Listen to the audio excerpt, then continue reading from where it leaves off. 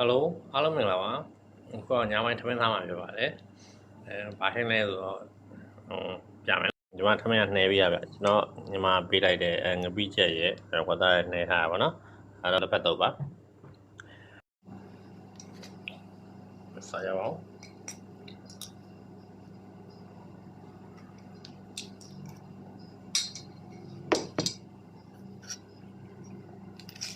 ညကောင်းတယ်တစ်ဖက်တော့ပါ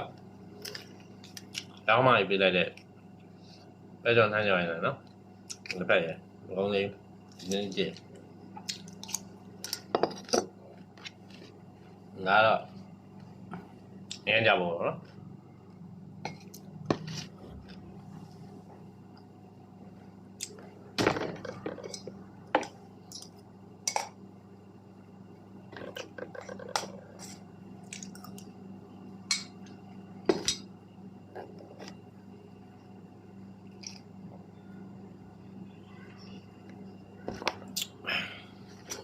ရှင်းပဲ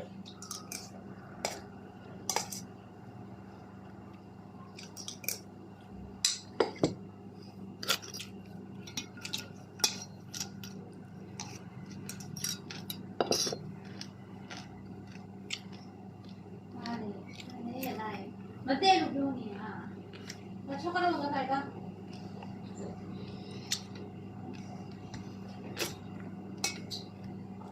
ညနေပေါ်လာရောစားပြီးကြရည်လားစားကြပါအောင်နော်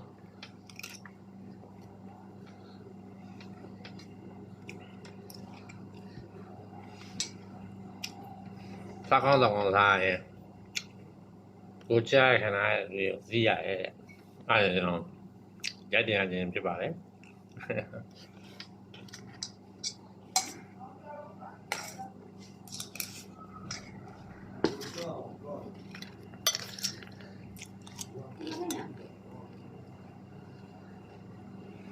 မြန်မာလူမျိုးမှန်တော့လက်ဖက်ကတော့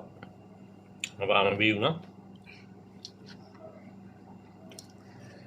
ညညကလည်းရှယ်ပဲ